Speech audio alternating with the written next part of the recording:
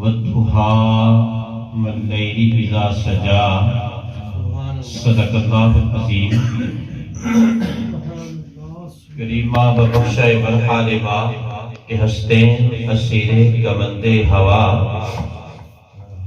ندارے غیرس تو فریاد رس، تو یاسیاں را خطا بخش بس۔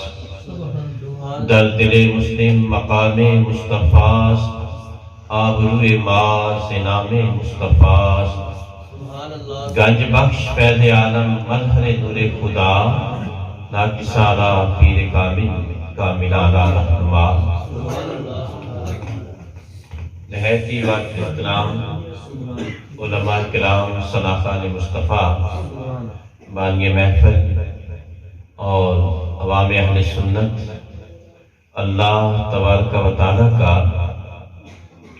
لاکھ لاکھ شکر ہے کہ جس نے ہمیں یہ رحمت بھرے لمحات اور برکت بھری ساعت عطا فرمائی، جس میں ہم سب بیٹھ کر اللہ جل جلالہ اور اس کے رسول صلی اللہ علیہ وسلم کی بات سن سکیں اور سنا سکیں۔ قرآن کریم کی دو آیتیں تلاوت کی ہیں، جس میں اللہ تبارک و تعالیٰ نے تاجدار ختم نبوت، تاجدار رسالت، تاجدار ختم معصومیت حضور مکرم صلی اللہ علیہ وسلم کی صفات کو بیان فرمایا ہے۔ ایک بات سمجھانی ہے آپ کو قرآن کے حوالے سے کہ یہ اللہ تبارک و تعالیٰ کا بڑا پیارا اسلوب ہے، بڑا ہی زبردست انداز ہے کہ جب حضور علیہ السلام کا نام نامی اسم گرامی آتا ہے تو صرف ایک بات بتانا مقصود ہوتی ہے اللہ کی طرف سے، صرف ایک بات بتانا۔ پھر اس کے بعد اللہ تبارک و تعالی وہ بات بتا کے تو آپ کی صفات، آپ کے اوصاف، آپ کے کمالات، آپ کے خصائص، آپ کے شمائل، آپ کی خصوصیات اور آپ کی عنایات کو بیان کرنا شروع کر دیتا ہے۔ جیسے آپ کہیں کہ میرے پیر صاحب بائی پاس پہ آئے تھے، میں ان کو ملنے کے لیے گیا۔ بات تو اتنی بتانی تھی دوستوں کو آپ نے، لیکن جب آپ نے یہ کہنے کے بعد شروع کر دیا میرے پیر صاحب، میرے شیخ صاحب، سبحان اللہ، کیا کہنے، وہ بڑے عابد ہیں، زاہد ہیں، متقی ہیں، پرہیزگار ہیں، نیکوکار ہیں، بڑے ہی عبادت و ریاضت کے پیکر ہیں۔ یہ حالانکہ اس کی کوئی ضرورت نہیں، آپ سے کچھ بھی نہیں پوچھا، لیکن یہ جو آپ صفات بیان کرتے ہیں نا، یہ آپ کی محبت شیخ کے ساتھ محسوس ہو رہی کہ بڑی محبت ہے آپ نے۔ حالانکہ آپ نے بتانا تو صرف اتنا تھا کہ میرے شیخ، میرے پیر صاحب جو ہے وہ بائی پاس پہ آئے تھے، میں ان کو ملنے کے لیے گیا تھا۔ انسان کہتا ہے میرے استاذ محترم آئے تھے تو میں ان کو نہ ملنے کے لیے گیا۔ استاذ اللہ، وہ امام السلف ہیں، وہ امام النحو ہیں، وہ شیخ الحدیث ہیں، وہ شیخ القرآن ہیں۔ اس طرح پھر آپ خود باندھ دیتے ہیں اپنے استاذ کی تعریفات کی، بہت ان کی صفات اور ان کی خصوصیات کو بیان شروع کر دیتے ہیں۔ میرا لیڈر آیا تھا، میرا استاذ آیا، اس طرح یہ کس بات پہ دلالت کرتی ہے؟ حالانکہ بات تو صرف آپ کو اتنی بتانی تھی کہ بھئی ہمارے استاذ، ہمارے شیخ آئے تھے۔ دوستو یہ انداز، یہ اسلوب کا حصہ میں نے قرآن کریم سے پڑھا ہے کہ خداوند قدوس نے صرف ایک بات بتانی تھی لوگوں کو، لیکن اس کے بعد اللہ تبارک و تعالیٰ میرے محبوب کی صفات بیان کرنا شروع کر دیں۔ وہ کیا بات تھی؟ حضور مکرم صلی اللہ علیہ وسلم پر کچھ دنوں کے لیے وحی جو ہے وہ منقطع ہو گئی، بند ہو گئی، لوگ طرح طرح کی باتیں کرنے لگے۔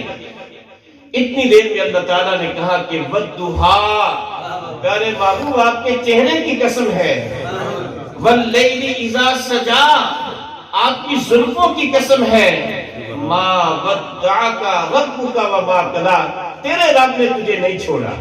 بس اتنی بات بتانی تھی، لوگوں کو اتنا ہی کہنا تھا کہ ماں ودعک ربک وما قلی، تیرے رب نے تجھے نہیں چھوڑا، پھر کیا ہوا؟ ما ودعک ربک وما قلی وللآخرۃ خیر لک من الاولی ولسوف یعطیک ربک فترضی الم یجدک یتیما فآوی ووجدک ضالا فہدی ووجدک عائلا فأغنی فأما الیتیم فلا تقہر وأما السائل فلا تنہر وأما بنعمت ربک فحدث۔ پوری سورت اللہ تبارک و تعالیٰ نے اپنی معبود کی صفات کے اندر نازل کر دی ہے۔ ترجمے کا ٹائم نہیں ہے، آپ سمجھدار ہیں ماشاءاللہ۔ یہ ہے کہ یہ سورت ویسی حضور صلی اللہ علیہ وسلم کی صفات کے لیے ہے۔ اتنی بات اگر آپ کو سمجھ آئے، اس کے بعد ایک اور بات لوگوں کو اللہ تعالیٰ نے بتانی تھی، قرآن کی بات ہے۔ بات اتنی تھی کہ موسیٰ پاک علیہ السلام کی قوم موسیٰ پاک کے پاس آئی اور آ کے کہنے لگی، موسیٰ پاک اپنے رب کریم کو کہو کہ ہمارے لیے دنیا اور آخرت کے اندر نیکیاں اور حسنات آپ لکھ دیں، اس کے بعد ہم آپ کی طرف ایمان لے آئیں گے، تجھے بھی قبول کر لیں گے، تیرے رب کو بھی قبول کر لیں گے۔ قرآن کہتا وَاكْتُبْ لَنَا فِي هَذِهِ الدُّنْيَا حَسَنَةً وَفِي الْآخِرَةِ إِنَّا هُدْنَا إِلَيْكَ۔ اللہ نے کہا قال عذابی اصیب به من اشاء رحمتی وسعت کل شیء، میں جس کو چاہوں عذاب دے دیتا ہوں اور جس کو چاہوں میں رحمتوں کی بارش کر دیتا ہوں، اور وہ سے رحمت کے اندر دیا۔ اب سنیے قرآن کیا کہتا ہے۔ اللہ تبارک و تعالیٰ نے موسیٰ پاک کی قوم کو جواب دینا تھا، کیا کہا؟ فَسَأَكْتُبُهَا لِلَّذِينَ يَتَّقُونَ۔ اللہ کہتا ہے میں تو نیکیوں لوگوں کے لیے لکھوں گا جو تقوی والے لوگ ہوں گے، جو خدا سے ڈرنے والے لوگ ہوں گے، جو اللہ تبارک و تعالیٰ کی خشیت اپنے دل کے اندر رکھتے ہیں۔ اللہ کہتا ہے یہ نیکیاں دنیا اور آخرت کے اندر تو ان کے لیے لکھوں گا میں۔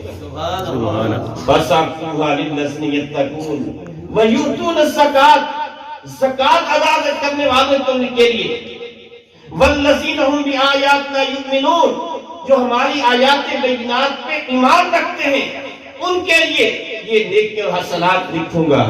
اور چوتھے نمبر پہ کہا الذین یتبعون الرسول النبی الامی الذی یجدونہ مکتوبا عندہم فی التوراۃ والانجیل۔ اللہ کہتا ہے یہ چوتھی بات جو ہے نا، اور چوتھے نمبر پہ جو اللہ تعالیٰ نے کہا، خدا کہتا ہے میں ان لوگوں کے لیے نیکیاں لکھوں گا دنیا اور آخرت کے اندر جو نبی مکرم صلی اللہ علیہ وسلم کو تہ دل سے تسلیم کریں گے، تہ دل سے تسلیم کریں گے، جس کا نام نامی اسم گرامی توریت کے اندر بھی ہے اور انجیل کے اندر بھی موجود ہے۔ تو یہ بات دوستو اتنی بتانی تھی قرآن نے کہ میں نیکیاں کن لوگوں کے لیے لکھوں گا۔ 4 لوگ بتائے۔ جب چوتھے نمبر پہ میرے محبوب کی باری آئی نا تو بات تو ختم ہو گئی تھی، لیکن خدا تعالیٰ اپنے محبوب کا نام نامی اسم گرامی لے کے پھر کہتا ہے یأمرہم بالمعروف وینہاہم عن المنکر ویحل لہم الطیبات ویحرم علیہم الخبائث ویضع عنہم اصرہم والاغلال التي كانت علیہم فالذین آمنوا بہ وعزروہ ونصروہ واتبعوا النور الذی انزل معہ اولئک هم المفلحون۔ اللہ کہتا ہے وہ میرا محبوب جس کو تم تہ دل سے تسلیم کرو گے، تمہارے لیے نیکیاں لکھی جائیں گی۔ وہ محبوب کیسا ہے؟ یأمرہم بالمعروف، وہ اچھائی کا حکم دیتا ہے، وہ برائی سے منع کرتا ہے، وہ پاکیزہ چیزوں کو حلال کرتا ہے، وہ خبیث چیزوں کو حرام کرتا ہے، تم پہ جتنے بوجھ ہیں سب کو دور کر دیتا ہے، جتنے غلامی کے توق ہیں تمام کو پاس پاس کر دیتا ہے۔ فالذین آمنوا بہ، لوگوں تم سب اس نبی پہ ایمان رکھنا، وعزروہ، اس کی تعظیم، ادب، احترام اور توقیر بھی کرنی ہے۔ اس کے ساتھ ہم نے قرآن بھیجا ہے، اس کی بھی اتباع کرنی ہے۔ اولئک هم المفلحون، تم سب کے سب کامیاب ہو جاؤ گے۔ دوستو یہ اللہ تبارک و تعالیٰ کا اسلوب ہے۔ لوگ تو آج نبی کریم صلی اللہ علیہ وسلم کی بات نہیں کرتے، حضور کی صفات بیان نہیں کرتے۔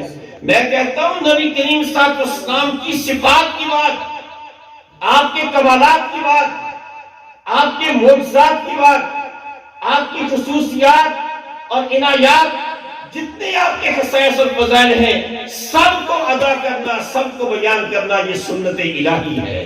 نعرہ تکبیر، نعرہ رسالت، نعرہ حیدری، نعرہ حیدری، علماء اہل سنت۔ نبی کریم علیہ السلام کی صفات بیان کرنا اس کی سنت ہے جی، سنت الہی ہے۔ ہم سب لوگ اللہ کے فضل و کرم سے اپنے محبوب کی صفات، نقیب محفل بھی بیان کر رہا ہے، بانی محفل میں نے بھی اہتمام کیا، سناخان مصطفیٰ بھی اور خطیب بھی کیا کر رہے ہیں؟ یہ سب کے سب سنت الہی پہ عمل کر رہے ہیں، اس لیے کہ ایک سے بڑھ کر نبی کریم صلی اللہ علیہ وسلم کی خصوصیت کو بیان کیا جا رہا ہے۔ دوستو یہ میں آپ کو بات بتاؤں کہ نبی کریم صلی اللہ علیہ وسلم کا چہرہ اقدس جو ہے نا، چہرہ اقدس، آپ کا نجر تابہ، رخ تابہ اور حضور علیہ السلام کا مہر درخشاں چہرہ انور جو ہے نا، یہ تاریخ پڑھتے ہیں کہ صاحب تو تقریباً 10-12 لوگ ملتے ہیں جو بیان کرتے ہیں کہ حضور کا چہرہ میں نے دیکھا ہے۔ حالانکہ نبی کریم صلی اللہ علیہ وسلم کے جب وصال ہوا تو اس وقت لاکھوں کی تعداد میں لوگ موجود تھے، صحابہ کرام، کہ جنہوں نے حضور کا کلمہ پڑھا، حضور کی زیارت کی ہے، لیکن نبی کریم صلی اللہ علیہ وسلم کا جو چہرہ انور، رخ تابہ، حضور کا جو والضحیٰ والا چہرہ، ان سے تو پوچھے کہ رخ تابہ کیسا ہے؟ اللہ، حضرت بلال حبشی رضی اللہ تعالیٰ عنہ فرمایا کرتے تھے، کہتے تھے جب نبی کریم صلی اللہ علیہ وسلم نماز کے لیے ہم انتظار کرتے تھے نا، تو ایسے ہم بیٹھ جایا کرتے تھے، اور بلال حبشی کہتے میں تو نا اذان پڑھتا تھا اور ایسے دیوار کے ساتھ ٹیک لگا کے حضور صلی اللہ علیہ وسلم کے حجرہ انور کی طرف دیکھتا رہتا تھا،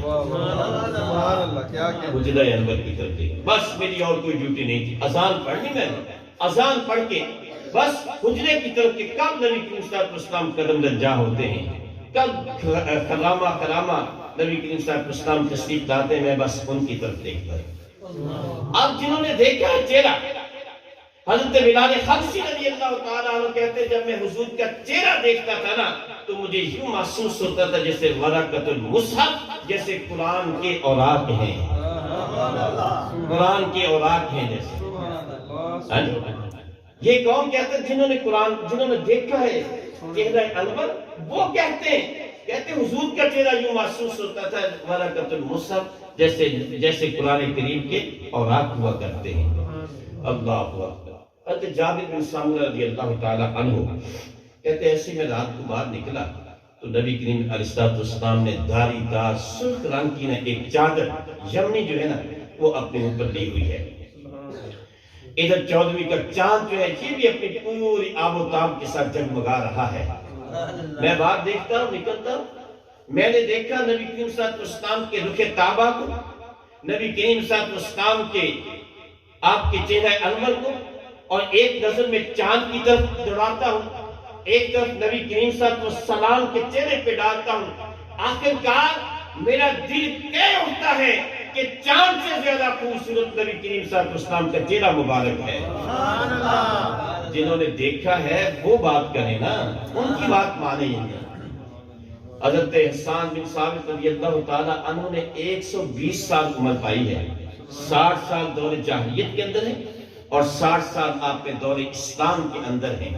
اس وقت بھی شاعر تھے، بعد میں بھی شاعر ہیں، لیکن نبی مکرم صلی اللہ علیہ وسلم، نبی کریم علیہ السلام